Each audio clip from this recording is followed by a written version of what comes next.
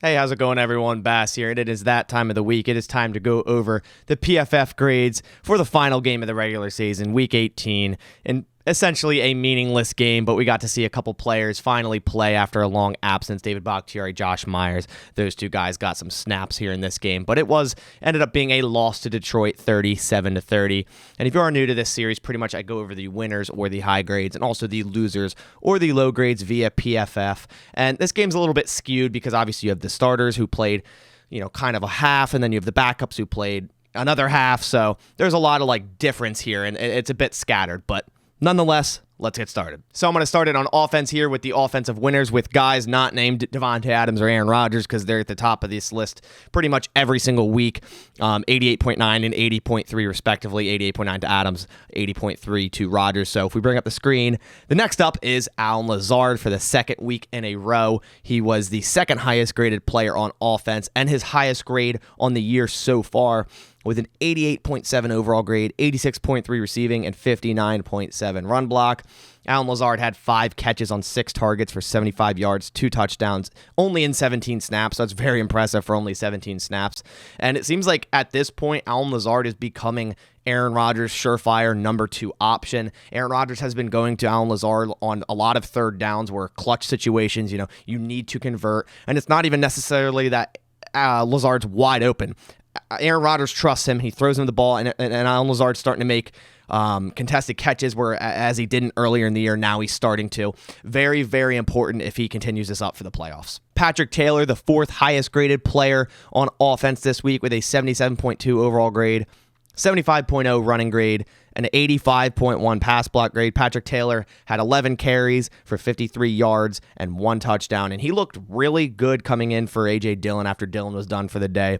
Pretty much brought in Patrick Taylor and just kept running him, and he looked very, very good. Just shows how much depth this backfield truly has, and that's without Kylan Hill with the torn ACL. I mean, Aaron Jones and A.J. Dillon is a lot of depth to begin with, and then you add the likes of Patrick Taylor, who seems like a very capable back, and I really do believe Patrick Taylor could be a running back 2 somewhere around the league, so I think he should get the opportunity to do that next year. Lastly, for the offensive winners, we do have Josiah Daguora with a very promising game. He had a 76.2 overall grade, 65.4 receiving, and a really nice 86.0 run block grade. Daguora had 3 receptions on 4 targets for 66 yards, and of course that touchdown where that tight end screen he took for 62 yards.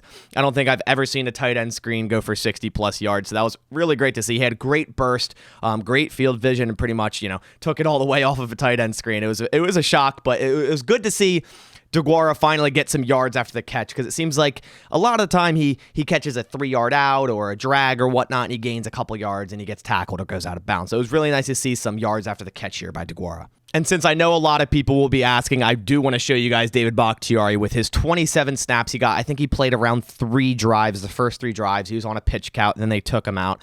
Basically, just tested the waters with Bakhtiari. He looked really, really good, and I think he's definitely ready for the playoffs. He had a 75.2 overall grade, 72.7 pass block, and 75.3 run block. And Bakhtiari allowed 0 sacks and 0 pressures. It looks like he never left. The dude, if you weren't specifically looking at David Bakhtiari, you didn't notice him, and that is a good thing. Just like cornerback, if you don't say their name or you don't notice them, that's usually a good thing, and that was the case with David Bakhtiari.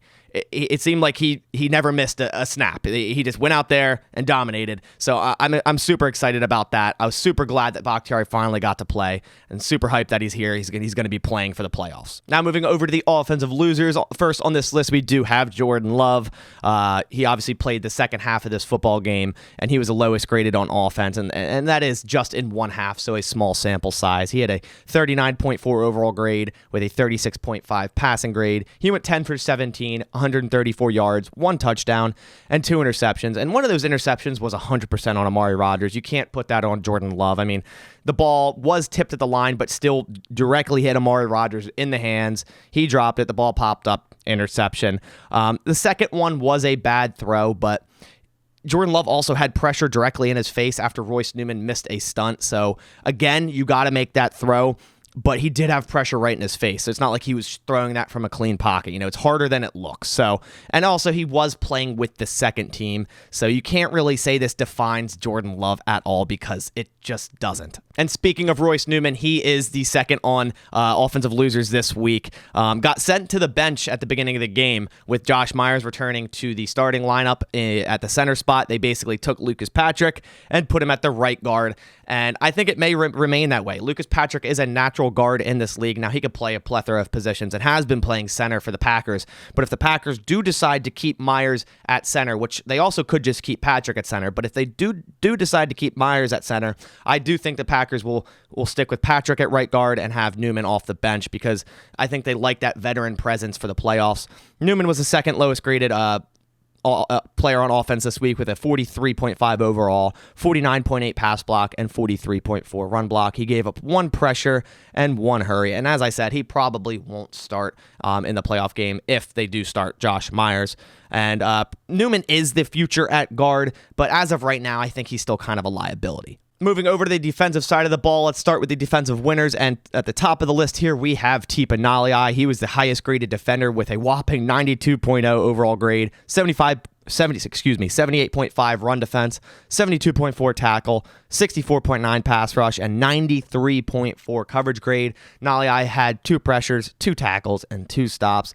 And he's been super impressive since filling in since Whitney Merciless tore his bicep. He's been a very impressive rotational edge player, and he's also been very good in coverage because sometimes Joe Barry has his edge players drop out in coverage and coverage the flat, and he's done it with Preston Smith. And Tipa Nalai has done a very good job at that. So very impressed with how he's filled in for Merciless since then. The second highest graded player on defense was Rashod Gary, and he's always up here. I couldn't tell you the last time he wasn't, with a 90.4 overall grade, 67.0 run defense, 72.4 tackle, and 90.2 pass rush.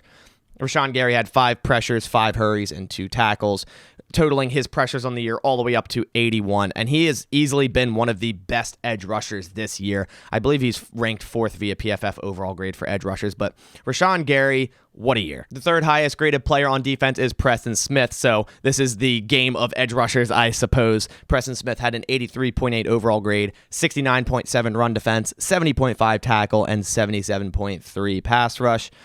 Preston Smith had 4 pressures and 3 hurries, and he's also been very good this year. After an unimpressive 2020 campaign, Preston Smith really turned it around this year, and he's been playing really well opposite Rashod Gary. As for the defensive losers, first on this list is Chris Barnes, lowest graded after being the highest graded last week, and this kind of explains Chris Barnes' season. You know, one week he's up here, and the next week he's all the way down here. He's never in the middle. It's here or it's here with Chris Barnes. And he had a 32.8 overall grade, 52.1 run defense, 46.7 tackle, 54.8 pass rush, and 30.1 coverage grade. He did have 8 tackles, but missed 2 of them. And it seems like there's a reoccurring theme. Every time Chris Barnes is rated low via PFF, he does not do well in coverage at all. He allowed 5 receptions on 5 targets for 52 yards and 1 touchdown. And as I said earlier, just inconsistent year for Chris Barnes. He really needs to start kind of putting together more consistent play style and coverage as well. Now, it didn't help that Devondre Campbell was out of this game and Chris Barnes was likely linebacker 1 and had Oren Burks next to him, but still, you have to be more consistent. And lastly, for the defensive losers, we have TJ Slaton. He was the second lowest defender this week with a 35.4 overall grade, 29.3 run defense, 70.4 tackle, and 76.1 pass rush grade. Slaton had 1 pressure and 1 tackle, and he's been mainly a role player this year, a situational player to come in when needed. He's shown some good and some bad. So that about does it for the grades. I want to hear your thoughts down in the comments below. What do you think of these grades? Now, a lot of people got upset over this game, like, oh, how do you lose to the Lions? But at the end of the day, it really did not matter. The Packers are still number 1 seed. They're still playing in Lambeau. They're still 2 games away from the Super Bowl. Now you could say, oh, well, this didn't look good. The Lions, torched our defense the first half. And you could be right, but I think the Packers ran a very vanilla game plan and scheme in this game and really probably didn't game plan for this game much at all. We're in the playoffs. Let's look forward to the playoffs. This game doesn't mean much. I will also be doing a year-end recap of PFF grades for pretty much the players' grade PFF for the entire year, so look out for that later this week. But I'll catch you on the next one, and as always, go Pack Go.